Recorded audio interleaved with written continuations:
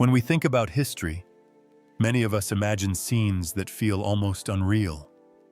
Tall castles standing proudly on hills, knights in shining armor riding into battle, kings and queens shaping the world with a single command. History, in our imagination, often looks dramatic, heroic, and strangely beautiful. But this image hides an uncomfortable truth. For most people who lived in the past, history was not about glory or greatness. It was not about changing the world. It was about surviving it. There were no soundtracks, no heroic moments, and very few happy endings. Instead, there were long days of exhaustion, constant hunger, untreated illness, and the quiet fear that tomorrow might not come.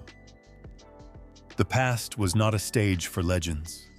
It was a test of endurance, repeated every single day. This video is not about the most famous battles or the most powerful rulers. It is about what life actually felt like for ordinary people, how power really worked behind the scenes, and why so many human stories were never written down at all. To understand history honestly, we need to look past the romance and face the reality beneath it. So instead of asking who ruled the past, we will ask a different question.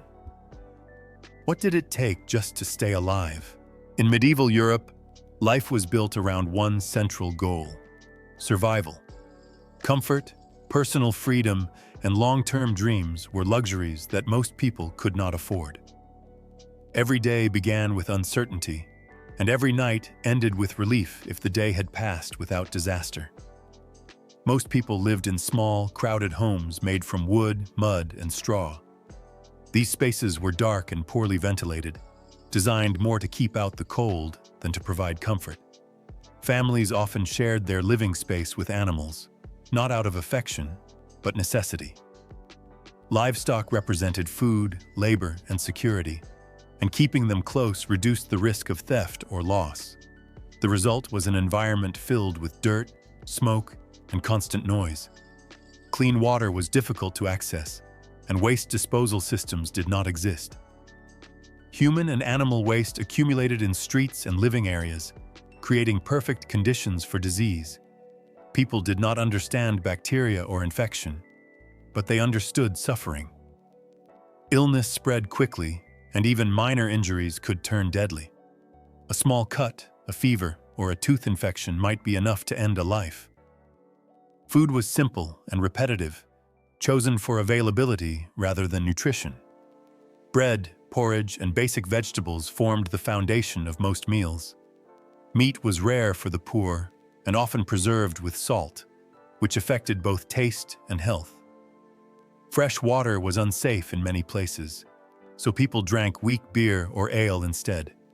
This was not a social habit, but a practical choice. Fermentation made the liquid safer to consume than untreated water. Medical knowledge was limited and deeply flawed. Treatments were based on tradition, superstition, and ancient theories rather than observation or testing. Bloodletting, herbal mixtures, and the use of leeches were common practices. Pain relief was almost non-existent, and surgeries were performed without anesthesia. Healing depended as much on luck as on treatment. Work dominated life from a very young age. Children were expected to contribute as soon as they were physically able. Farming, carrying heavy loads, and repetitive manual labor filled long hours from sunrise to sunset. Rest was rare, and injuries were common. Without proper medical care, an injured worker often became a burden on their family, or worse, was unable to survive. Death was not hidden from society.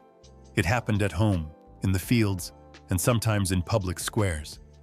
Executions and punishments were performed openly, not only as penalties, but as warnings. Violence was not considered shocking. It was considered necessary. Law was harsh and unevenly applied, favoring the powerful and offering little protection to the weak. Religion played a central role in how people understood this suffering. Pain, hunger, and illness were often explained as part of a divine plan. Obedience was encouraged, and questioning authority was dangerous. Faith provided comfort, but it also reinforced acceptance of inequality. If life was difficult, it was believed to be meant that way. For women, survival came with additional risks and limitations. Marriage often occurred at a young age, and childbirth was extremely dangerous. Many women did not survive multiple pregnancies. Their lives were largely defined by family roles, with little control over their future. Education and independence were rare, and their contributions were seldom recorded. From a modern perspective, this world may seem unbearably harsh, but it did not exist because people were cruel by nature. It existed because resources were scarce, knowledge was limited, and fear shaped behavior. When survival is uncertain, societies become rigid. Control becomes more important than fairness. Stability matters more than compassion. People in the medieval world did not ask how to live a meaningful life. They asked how to live another day. Understanding this reality is essential. Before we can talk about power, progress, or forgotten figures in history, we must first understand the conditions that shaped every decision. Survival was the foundation. Everything else was built on top of it. When we talk about power in history, it is often wrapped in simple stories. A king inherits a crown, a ruler gives orders, a nation follows. Power, in these stories, feels clean and visible, like a throne placed at the center of a grand hall. But real power rarely works that way. More often, it moves quietly through patience, observation, and timing. Catherine the Great did not begin her life as a powerful figure. She arrived in Russia as a foreign teenage bride, sent there not for love, but for politics. She was not Russian by birth, not well-connected, and not expected to rule. At first, she had very little control over her own future. But what she did have was time, curiosity, and a sharp awareness of her surroundings. Instead of rushing to act, Catherine watched. She learned the Russian language, adopted the Orthodox faith, and studied the behavior of those around her.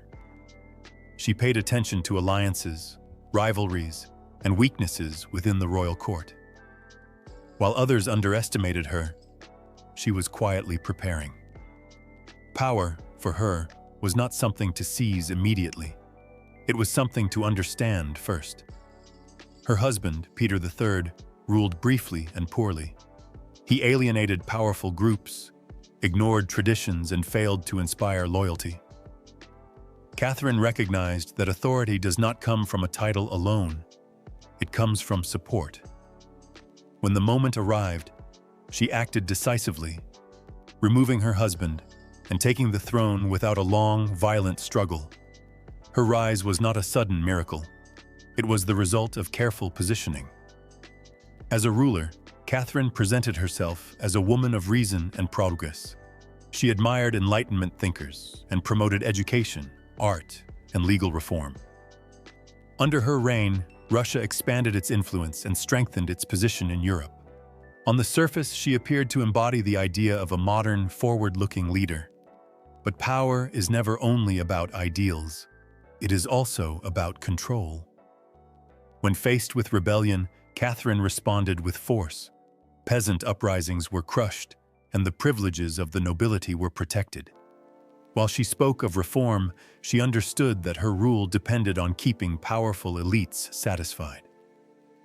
Progress was allowed, but only where it did not threaten stability. This tension reveals something essential about authority. Leaders often operate within systems that limit their choices.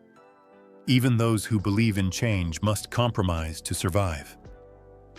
Catherine's reign shows that power is rarely pure. It is shaped by fear of collapse, resistance from below, and pressure from above. History often turns rulers into symbols. They become heroes or villains, simplified into clear moral categories. But real people are more complicated. Catherine was intelligent, strategic, and ambitious. She was also pragmatic and sometimes ruthless. These contradictions do not weaken her story. They make it honest. By looking at power this way, we move beyond fairy tales. Authority is not just inherited or declared.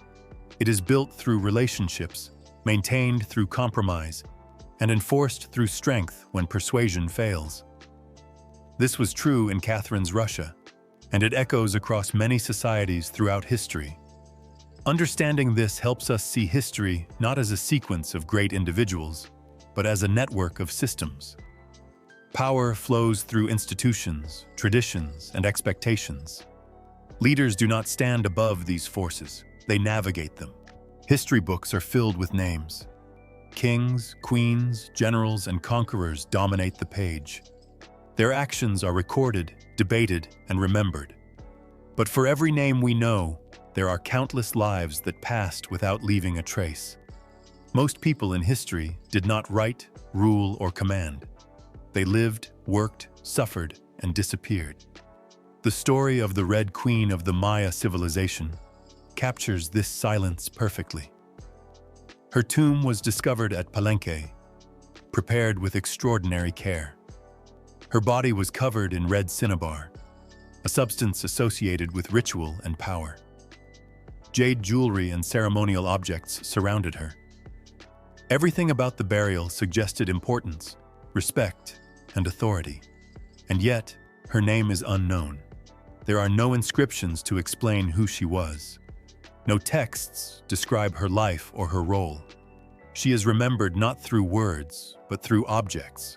Her power is visible, but her voice is absent. This contrast forces us to confront a difficult truth. Even those who held great influence could vanish from written history if no one chose to record their story. In societies where writing was limited or controlled, memory depended on symbols and rituals. Burials, monuments, and ceremonies carried meaning. They spoke when words were unavailable. The Red Queen's tomb tells us that she mattered deeply, even if history never learned how to pronounce her name.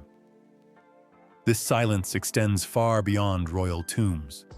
In medieval Europe, millions of peasants lived and died without leaving any record behind.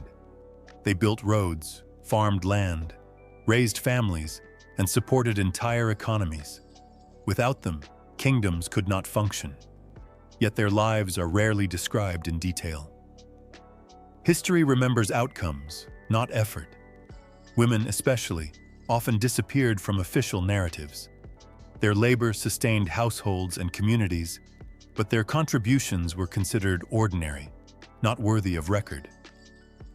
When they held power, as the Red Queen likely did, it was sometimes acknowledged through ritual rather than language. Presence without explanation became their legacy. This raises an important question. Who decides what is remembered? History is not a complete mirror of the past. It is a collection shaped by those who had the power to write, preserve, and teach. It shines a bright light on a few figures while leaving the rest in shadow. That does not mean the shadows were empty. It means we were not taught how to look there.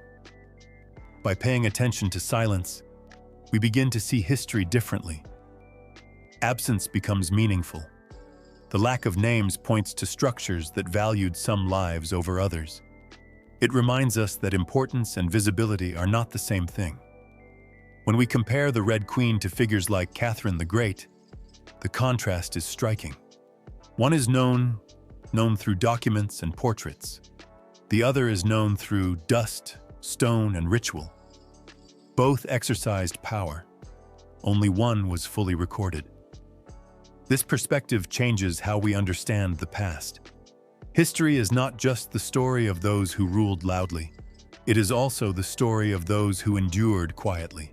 The builders, the caregivers, the workers, and the unnamed shaped the world just as surely as any monarch.